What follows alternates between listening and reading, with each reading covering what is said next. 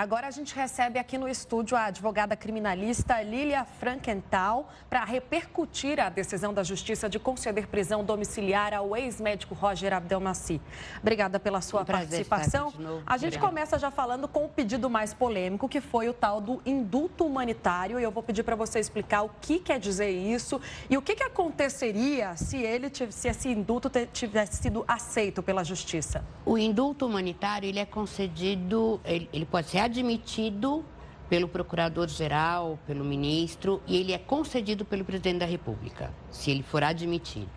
O indulto extingue a punibilidade. Ele Ele deixa de ser um criminoso? Não, ele não deixa de ser um criminoso. Se ele cometer outro crime, ele ainda é reincidente ou não é mais primário. Mas a pena dele é perdoada.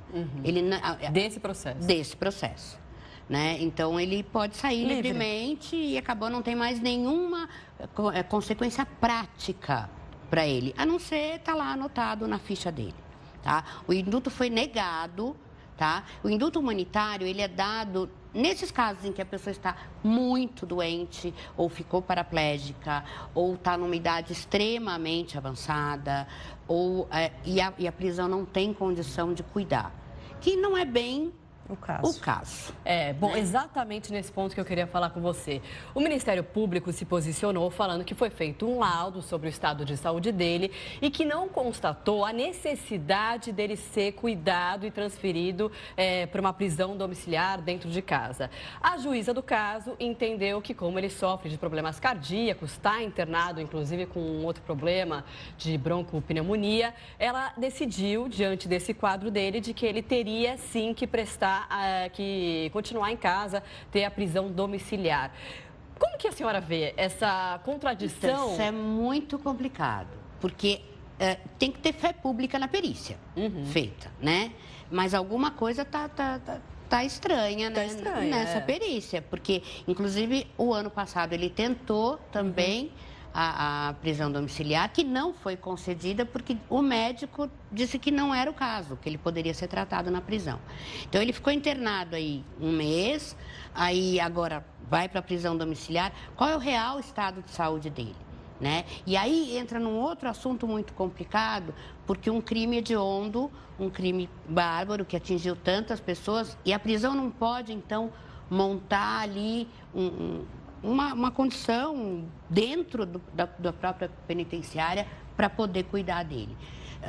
A informação que eu tenho, não conheço a fundo o processo, é que ele não está numa situação de estou morrendo, né? Eu preciso, eu tenho que ter um cuidado tão especial que dentro da prisão não posso. Até porque deve ter outros presos em situação complicada que estão lá sendo tratados no hospital penitenciário, que tem lá em Taubaté, inclusive, né? Pois é. Então, precisa ver, primeiro, qual a real condição dele. Segundo, ele precisa fazer uma perícia realmente séria para poder voltar para a prisão. Sim. Porque, na verdade, ele não teve... agora ele cumpre prisão domiciliar. Não é bem isso. Ele pode voltar a se melhorar. Ele pode voltar a se melhorar. Agora, quem vai dizer? É isso. Se ele está melhor ou não? Eu acho que teria que ter uma perícia bem séria, talvez 2 ou 3 perícias para desempatar, porque esse é um caso de clamor público e é um caso que, às vezes... e ele é médico, né? Então, a gente...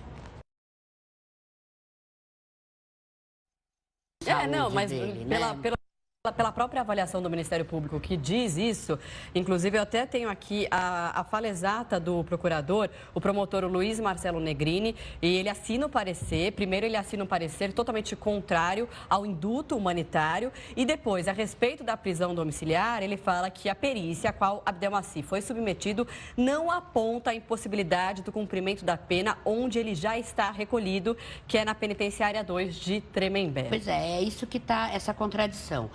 Na perícia do ano passado, eu sei que o próprio médico, e isso foi divulgado, que ele estava, sim, tinha alguma coisa, como outros presos têm, mas que não necessariamente precisaria estar em casa. Ele apresentou alguns aspectos depressivos, emagreceu e tudo, mas isso não era o suficiente.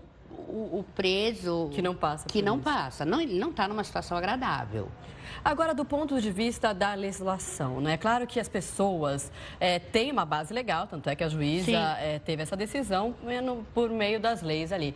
Mas as pessoas em casa, e acho que principalmente as vítimas, ficam indignadas com a impunidade desse caso, né? Porque é um caso que atingiu de grande repercussão, pelo menos 52 vítimas do ex-médico, e que agora, depois de 3 anos, ele que tem bons advogados, tem dinheiro, consegue essa prisão domiciliar, o que muitas vezes não acontece. Então, essa é ainda a linha que permeia a justiça no Brasil. Quem tem dinheiro consegue. É isso?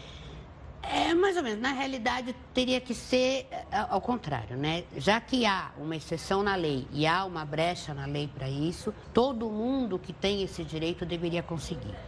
E eu acho que tem que se pensar, no caso de crimes hediondos, numa reforma dessa legislação. Porque o crime hediondo, ele já está lá dizendo o nome, hediondo. Então, você ter determinados benefícios. No caso do crime hediondo, eu acho que a legislação tinha que ser repensada. O próprio Supremo Tribunal Federal já julgou que, apesar de todo mundo, a doutrina falar que pode, o indulto, estou voltando, né? O Supremo Tribunal Federal já julgou que o indulto é impossível no caso de crime hediondo, que é inconstitucional. Então, já tem um parecer. Agora, prisão domiciliar, esse tipo de benefício, eu acho que tem que se pensar. E pensar também que o próprio sistema penitenciário, para esses casos, tem que ter uma estrutura para poder acolher esses doentes, para não ir para um hospital e passar férias, né? Agora, doutora, só antes da gente encerrar aqui, uma dúvida. A gente conversou agora há pouco com uma das vítimas, a Vana, ela falou de algumas regalias que ele estaria recebendo dentro da prisão, que inclusive já foram divulgadas pela imprensa, dele estar ali dividindo a cela apenas com uma pessoa que seria um outro médico também, que até ajudava no tratamento dele quando ele passava mal, dele estar recebendo a família numa sala reservada, né, em constantes visitas. Isso pode ser alvo de um novo processo? Pode.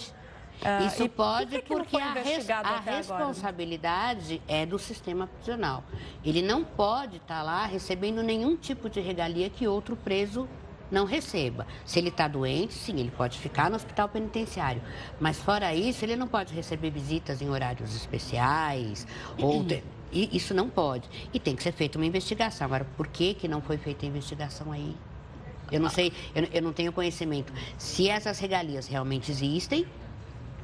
já foram divulgadas pela imprensa, agora a vítima falou novamente sobre isso, mas pelo que parece não foi levado adiante, né? É uma coisa que teria que... Bom, Lília, de qualquer jeito, cabe recurso, né? A própria Associação das Vítimas já disse que vai entrar com recurso e essa decisão pode ser revertida. Então, e eu aproveito para te agradecer, a gente falou com a Lília Frankenthal, ela que é advogada criminalista, falando sobre esse caso que está gerando muita repercussão, sobre essa decisão da Justiça de Taubaté, de deixar o ex-médico Roger Abdelmaci cumprir prisão domiciliar em casa. Obrigada, Lília. Obrigada pela participação, Lília.